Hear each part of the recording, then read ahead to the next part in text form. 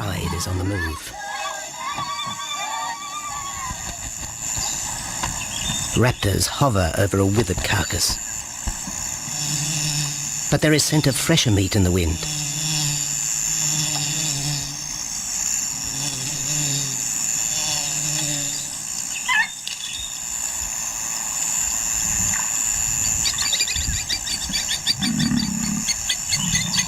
Pickings have been slim for Nabamba's pride since her fight with a startled warthog. The lioness is limping from the encounter. And even the pride's big male, Jabu, wonders when his next meal will come.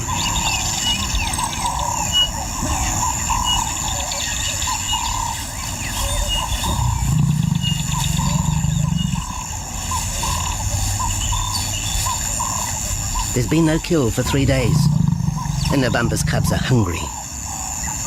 Survival is tough across this tawny continent, and for the lions of Pinda Reserve, etched into the heart of Zululand, only those with speed and cunning will eat.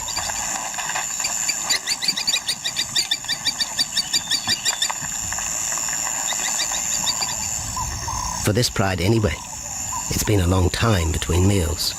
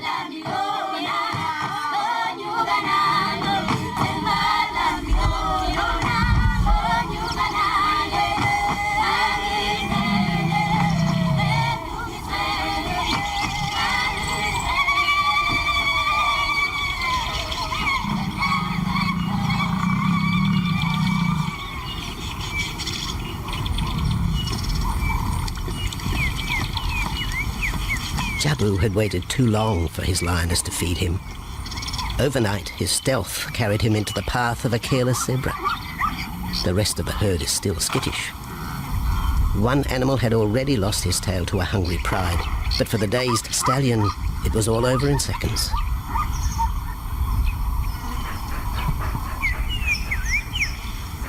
The big male watches his kill from a distance, exhausted by the chase, exhilarated by the sport.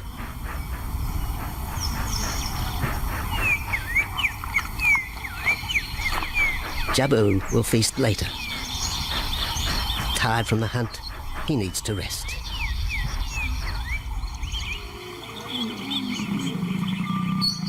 But his prey will be safe. Few scavengers will risk the sudden return of the Lion King.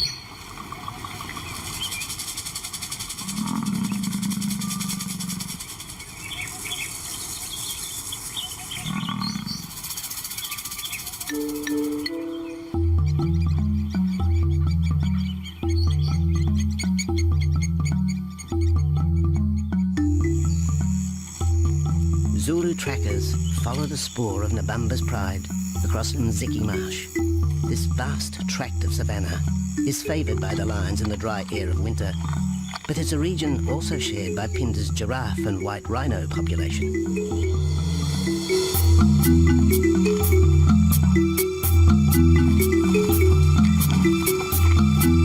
Through modern times, most of southern Africa's wildlife has been ravaged by hunting and habitat loss. Farmland, overgrazed and buffeted by domestic stock, has ripped the heart out of the original bush. The open, broad-leaved woodland, acacia bushveld, and wetland habitat had all but disappeared, taking with it the wildlife.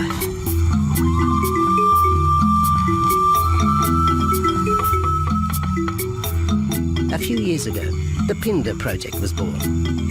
17,000 hectares of farmland bought up in KwaZulu-Natal along South Africa's eastern seaboard. What followed was the largest game restocking program ever seen on the subcontinent.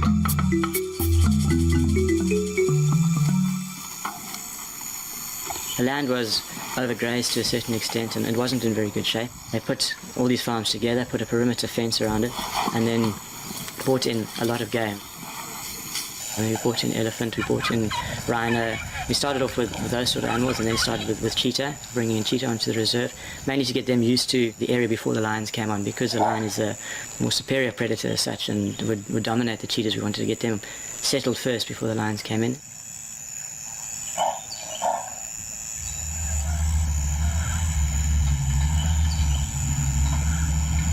Andrew Lewis is habitat manager at Pinda, one of those committed to the restoration of southern Africa's ecosystem.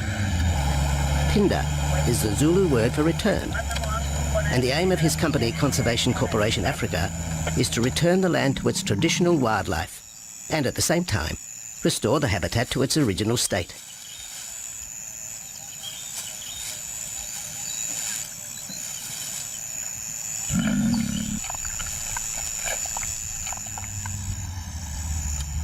Pinda is cautiously open to top-level tourism, limited and luxurious.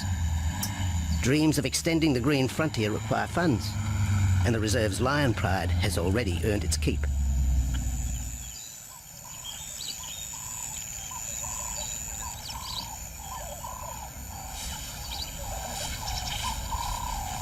The lions on this property are actually generating revenue for the property through ecotourism, and that they are a benefit to the wildlife because of the draw card. There's a few animals, lions, elephants, for example, and rhinos, and possibly giraffes, but those are your main ones that people come to see.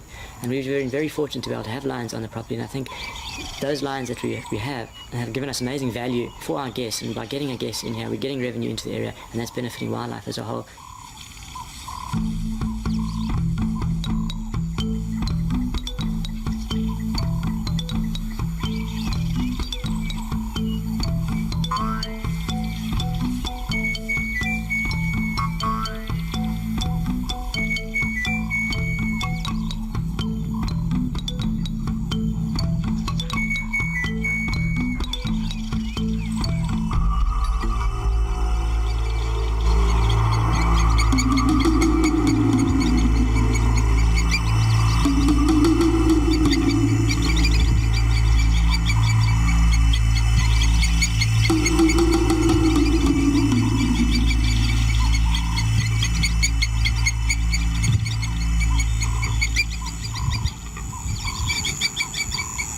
Jabu has returned to his kill.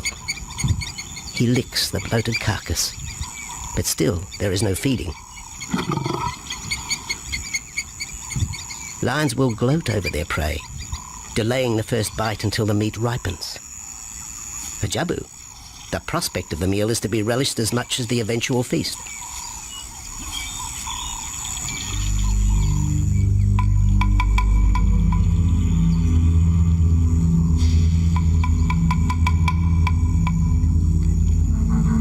Meanwhile, Nabambo's pride is on the prowl. The older cubs are 10 months now, weaned, but still dependent upon Nabambo for food.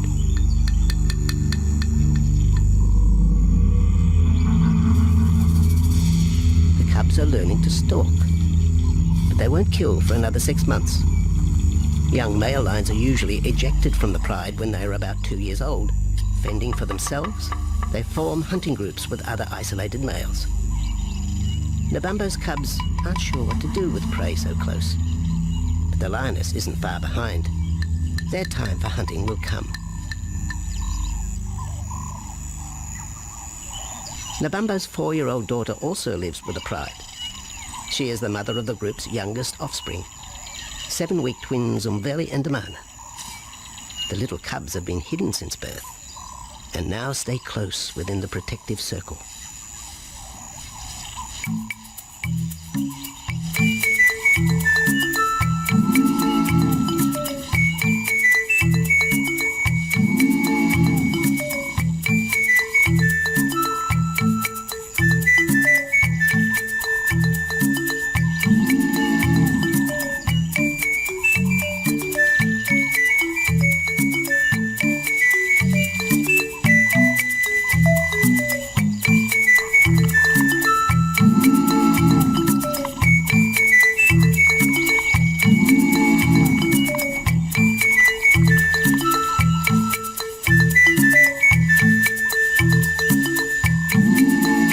Namambo has little time for his small cub. When he is older, Damana will hunt with his father, but for the moment, the big male has nothing to do with his young son. Dejected, the cub finds solace among his siblings.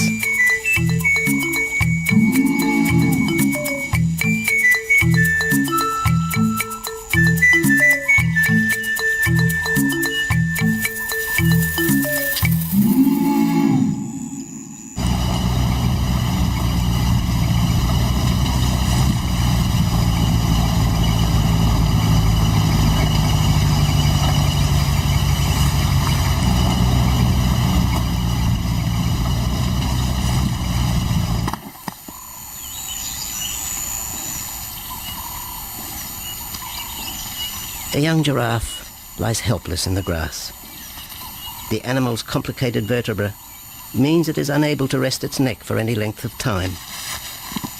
Lack of mobility means blood to the brain slows, leaving the animal disabled.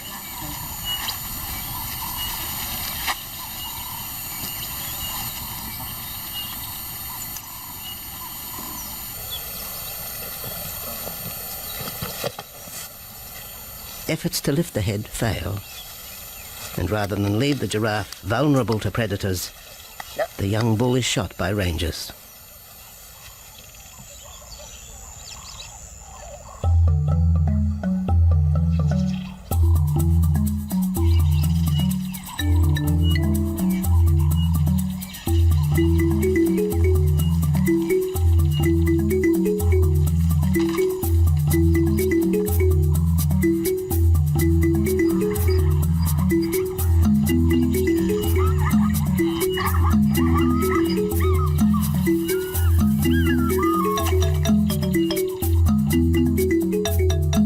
Activity by the waterhole rekindles the interest of the pride. Namambo is typical of most big cats. They conserve energy 20 hours a day, waking only to groom and hunt.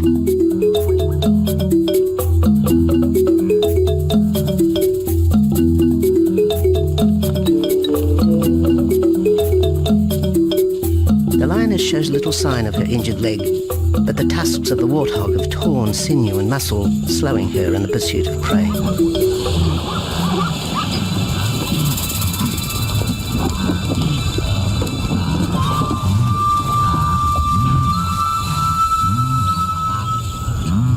Once again, Namambo and her pride will go hungry.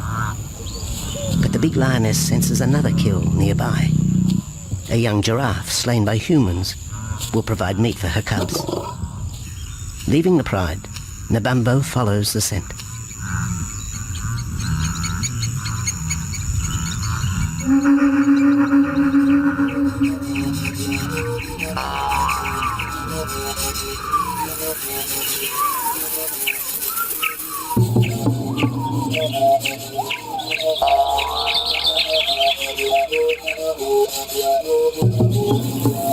Left alone, the older cubs know the drill. They will wait for Namambo's call to take them to the kill.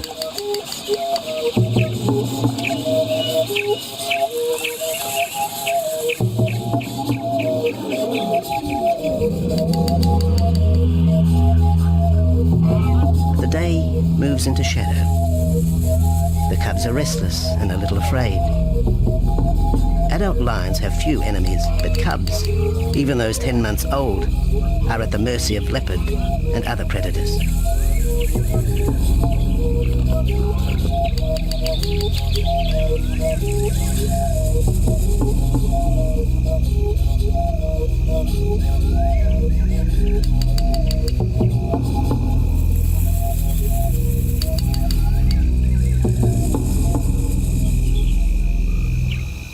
Namambo has reached the kill, but her daughter is there first.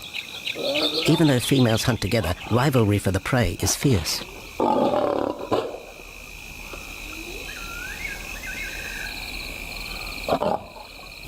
The big lioness begins the trek back for her cubs, but the youngsters have heard her call and they meet halfway.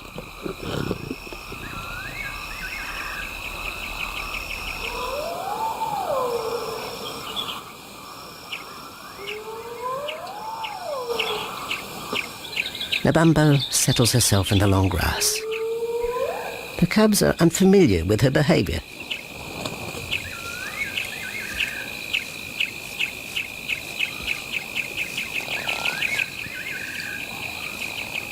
A female will usually head the charge with any kill, splitting the hide of the victim and leading the way for the pride to eat.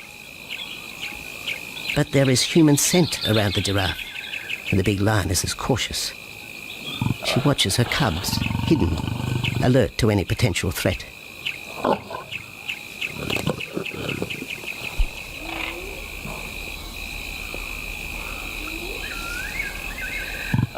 The cubs are curious, confused by this new smell.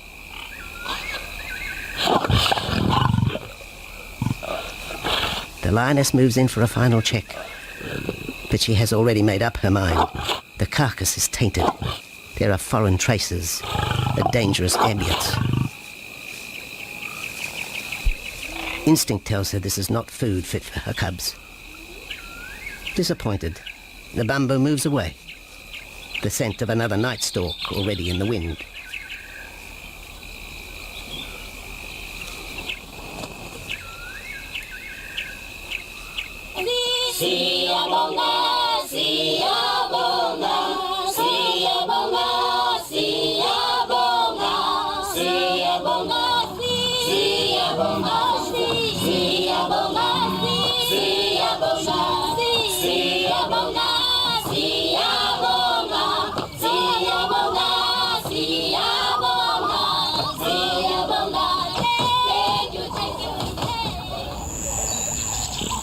After 2 days, Jabu has returned to his kill with another younger male. 3-year-old Tembi is a son from a previous liaison with Nabambo, and the two paired up after Tembi was ousted from the pride.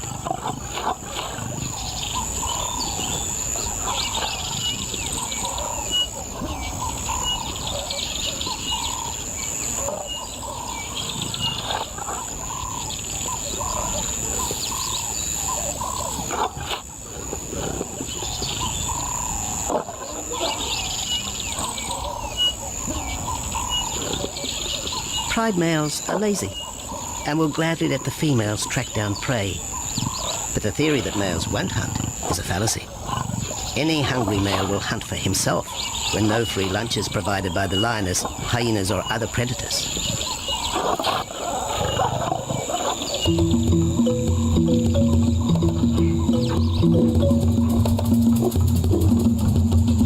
Smaller creatures scatter in the vicinity of the two lions, but there will be no hunting for a while. Bloated after the zebra kill, both males will sleep for the next day, oblivious of their surroundings.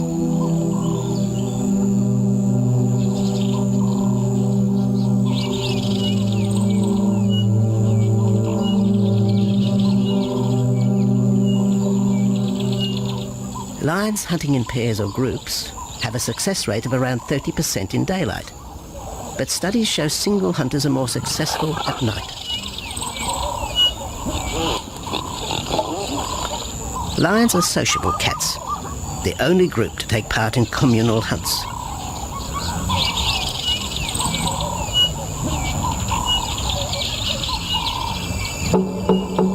Ambush is an important part of the lion's strategy. Often one pride female will round up the prey from the front, driving it towards a second lioness.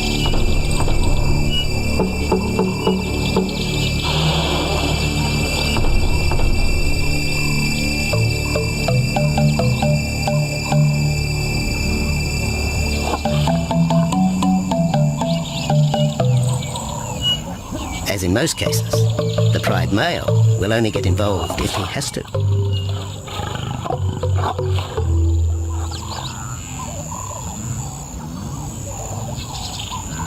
Accidents involving humans are rare in southern Africa's game reserves.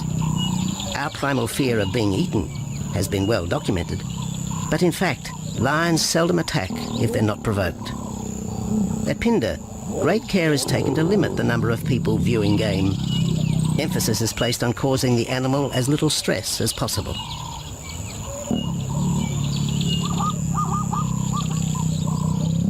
Lion isn't a part of their natural food source. They don't normally go out and hunt people. I think your lions are opportunists though, and I certainly think that if your lion is very hungry, under stress, I don't think they'll necessarily go out to hunt you down, but if you interfere with them, they'll certainly kill you. And there's a good chance they might eat you at the same time.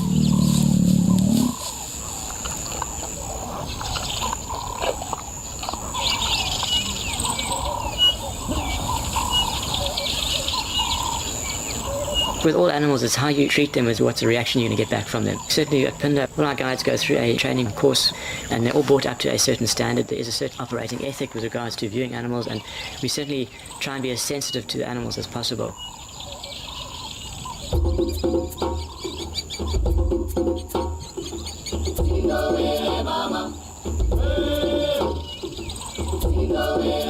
Cradled within the arms of the Yabomba Mountains and the Indian Ocean, Pinda covers one of the most diverse regions of Africa. Here are found 7 different ecosystems, from palm savanna and bushveld to rare sand forest and dense thorn bush, all restored from the pastoral belt which had swept down the east coast.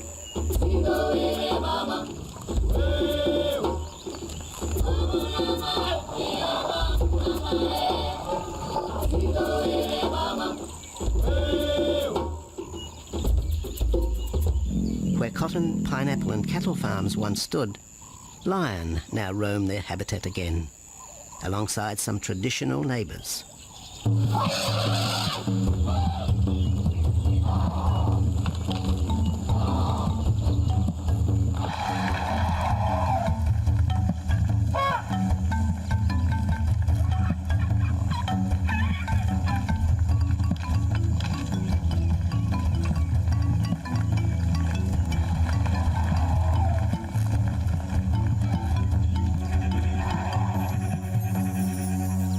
Pinda sees its responsibility to the region extending beyond restoration of habitat and wildlife. It provides schools and a clinic for the local Zulu community, as well as employment. In the eyes of Andrew Lewis, essential ingredients for a successful operation. It's very important to involve the communities around your reserve because they have to benefit as well. There's no point in just taking land, get some investors to invest in it. But if you don't allow the people who are on the periphery of that reserve to benefit from it, you're going to have an immense problem with poaching, and they're going to cut your fences down, and you're just going to have an uphill battle.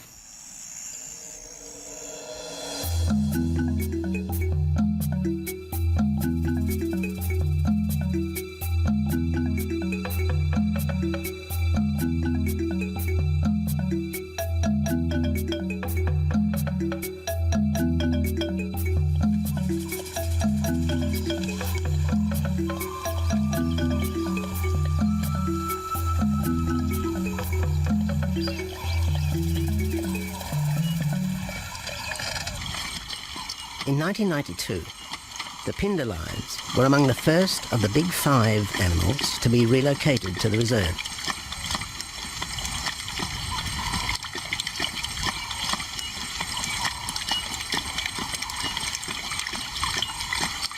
The original pride came from the northern province of South Africa, a vast scrubby region flanked by the ragged Drakensberg Mountains near the Mozambique border.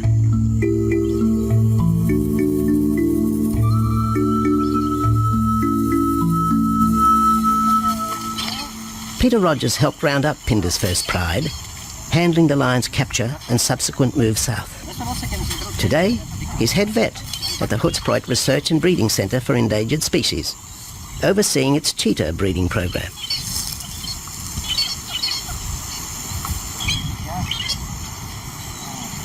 But it's the discovery of what's believed to be a long extinct strain of lion that has put Peter's centre on the map. We were involved in the rescue of these circus animals that came down through Africa and were abandoned in Maputo. We were just founded by an animal welfare group called Animal Defenders based in London, and they said, could we just keep these animals temporary? First they mentioned tigers, and then they came back and said, well, there's 6 lions as well. So we said, yeah, we could hold them temporarily just until they found permanent homes for them, but basically get them out of the predicament that they were and the shocking conditions that they were in Maputo and Mozambique.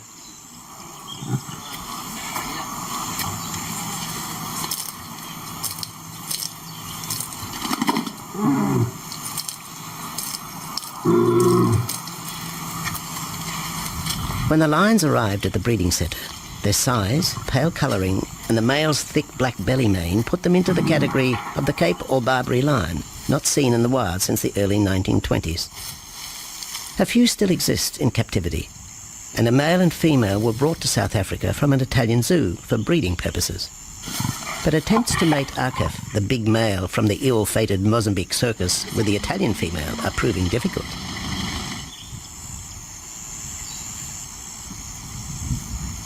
Arcaf is overprotective, even preventing the lioness from eating when the meat truck arrives.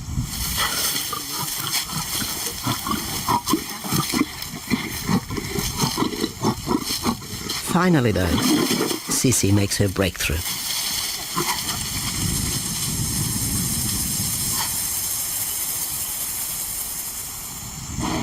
We'll see you up in the front there, Mark. You're going to go to that sort of middle central area. Where are you going to go? In the next enclosure, Arturo, the Italian Barbary male, is about to be sedated. His attention to his sister Cece through the fence is hampering mating efforts, and Peter Rogers is keen to move the big male. He shoots the dart into Arturo's rump. Arturo has been sterilized, but while his breeding days are finished, he'll live out his days at the centre. 1.5 minutes now, so... His female companion, another Barbary from the Mozambique circus, is drawn away by the meat truck.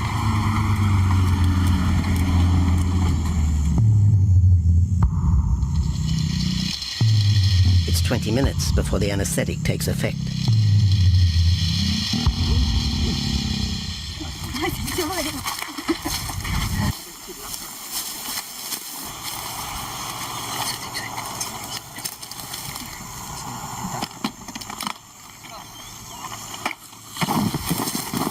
It's nice to be the supervisor. Slowly.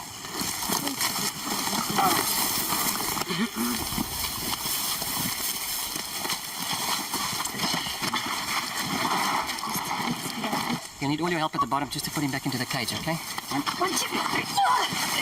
Yeah.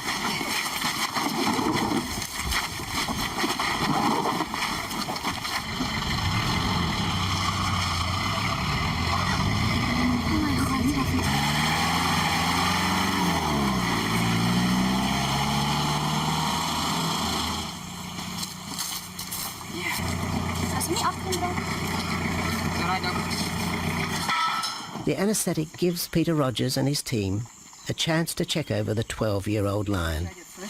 He'll spend a few weeks in this cage before being returned to his enclosure for observation. I still want to inject him and everything, Mark.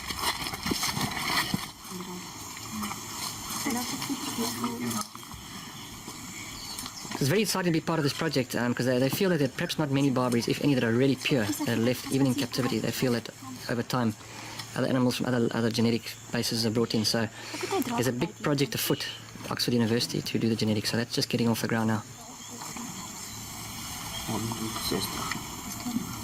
Okay. We just put under the skin on the neck if we can find the skin under this big beard of his. Normally lions wouldn't have this many ticks, but being from Italy, a European lion, it doesn't have that innate or inherent resistance to ticks. It does come with time.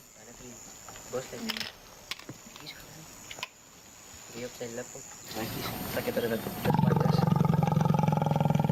What we can do is put him in there and roll him over inside there. Immediate term now is to get these ones to breed.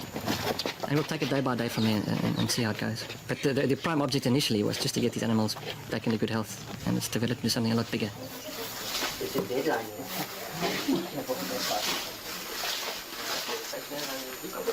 Yeah.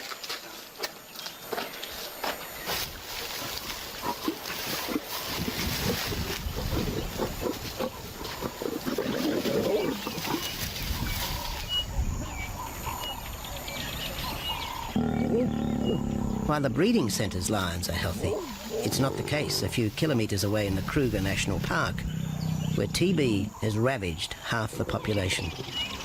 Infected buffalo have been blamed for the outbreak, primarily in the south of the park, and attempts are being made to fence off the diseased area.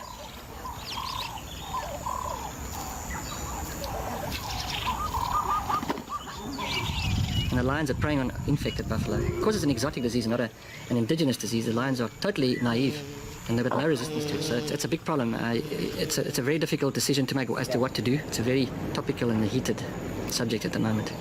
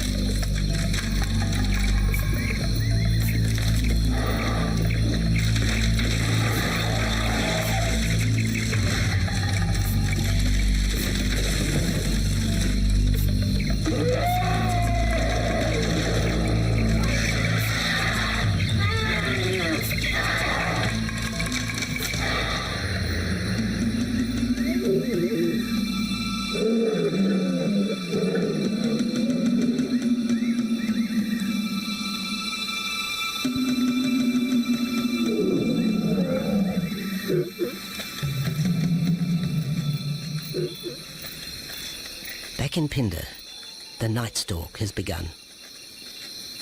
Nabambo keeps her cubs close. They're hungry, but tonight only impala can be tracked down, a morsel for the lioness. Food is scarce at this time of year, so the pride's territory covers a large area. Lions can only afford to be territorial where there is a reliable supply of game.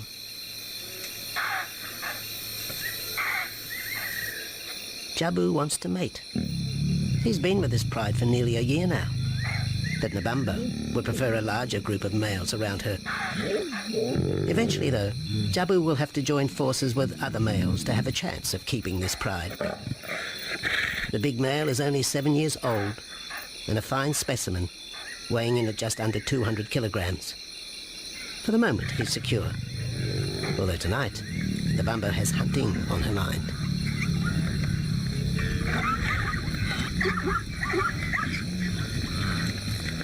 The cubs follow in the lioness's wake. If there is a kill, she will feed first. Often, weak cubs lose out to a hungry mother. High juvenile mortality rates are the result of lean times.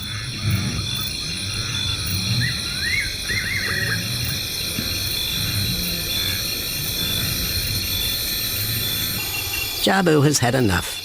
He's been walking for hours. Sleep is more important. And the zebra he ate 2 days ago will suffice for another night.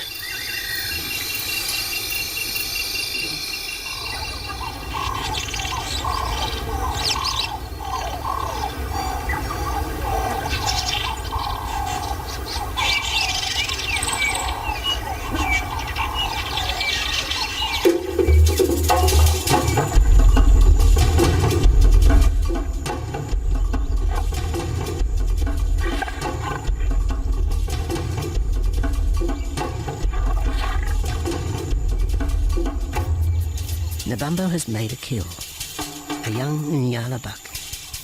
It's been 3 days since the pride has eaten, and this will provide meat for them all.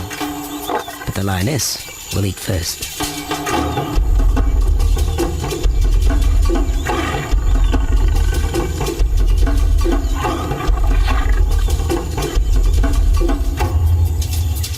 The cubs know the routine. They will get their turn. But Nkosi is hungry. He creeps towards his mother. As the biggest of the cub,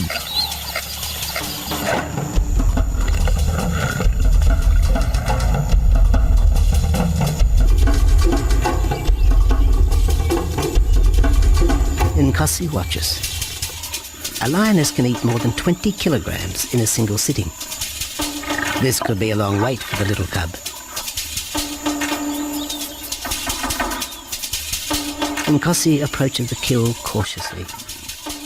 Sometimes a lioness will turn on her cubs, but today Nabambo is pleased with her efforts.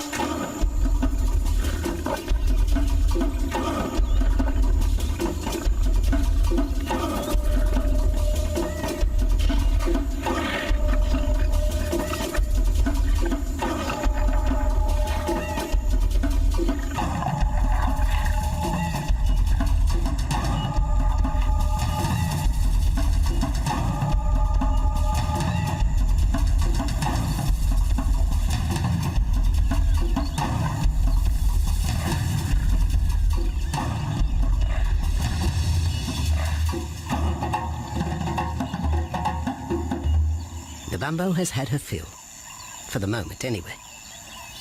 Lions never eat the stomach of a kill. She will bury it before dragging off the carcass.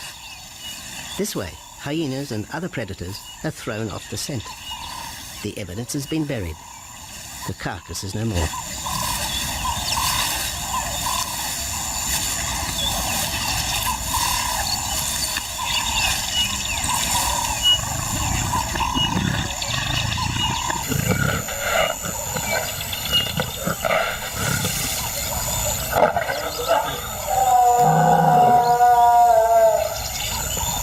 Nabambo's daughter hears the call. It is the second this morning. The first was the strangling cry of the Nyala as Nabambo broke the young buck's back. There was no struggle. The big lioness is a seasoned hunter.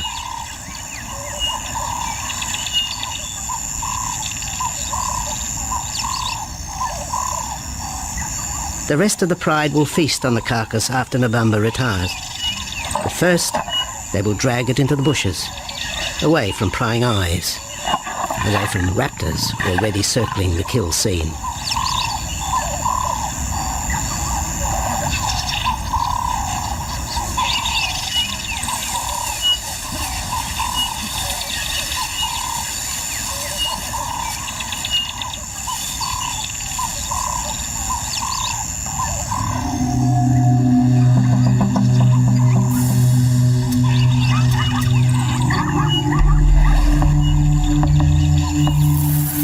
Kill has created a nervous edge. Even the hippo, its bad temper legendary, is flustered, anxious to protect its waterhole. Wildebeest are a favourite prey for lions. Naturally, they feel vulnerable. But for the pride, there is no agitation. Gorged, they will sleep for the next day. Even Mveli and Damana, the 7-week twins, have tasted blood for the first time. But it will be many months before they take part in a hunt. For the moment, they just want to play with Nkosi.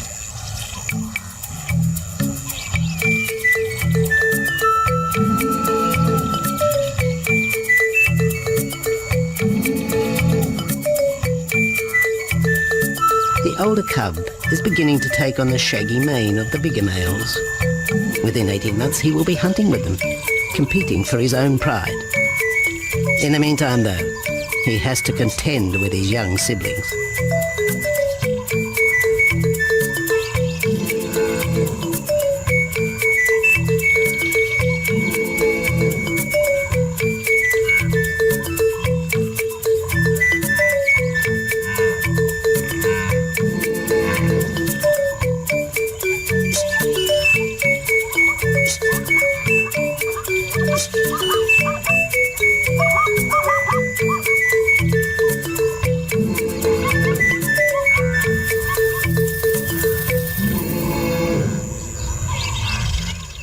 Jabu rejoins the pride. He has missed out on the kill, but he didn't share his zebra with the rest of the pride the previous day.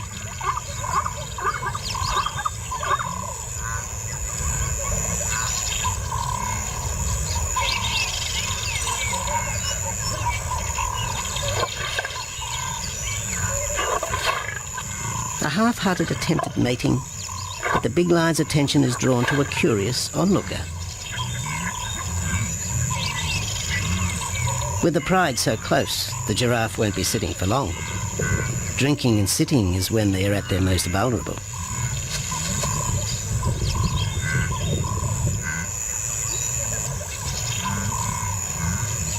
Jabu keeps an eye on his group. Pride takeovers by other males are common, and savage fights can occur between the pride male and the intruder. If a takeover is successful, the new male will usually kill all the suckling young of his former rival. When a nursing mother loses her cubs, she comes into heat within a few weeks. The normal interval between cubs is about 2 years, with a gestation time of 3 to 4 months.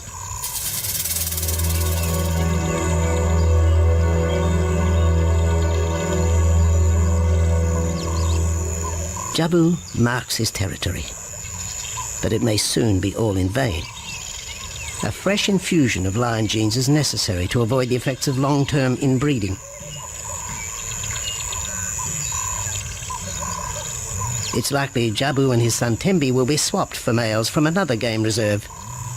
This will broaden the bloodlines of future lions and avoid the genetic risks currently facing the pride at Phinda.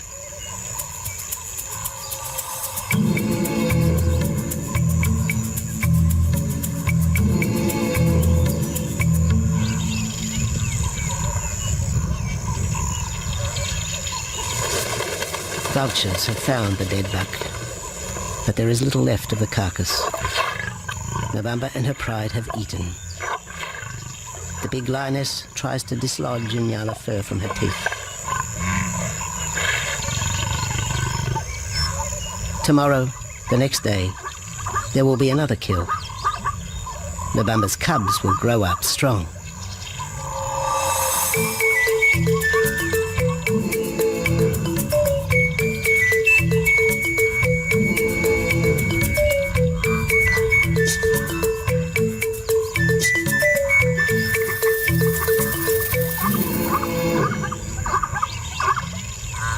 The lion is the greatest of all predators, the essence of all that is Africa. And yet, there are fewer than 50,000 left in the wild. The future for the species lies in managed reserves such as Phinda. Here in Zululand, the lion roams free for the first time since the beginning of this century. At Phinda, the philosophy has always been simple. Africa's wildlife land, undervalued and underutilized, is the continent's most precious natural resource.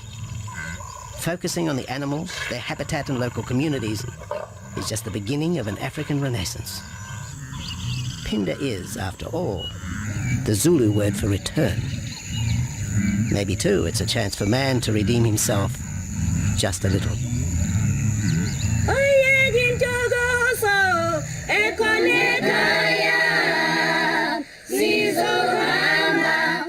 Hallelujah.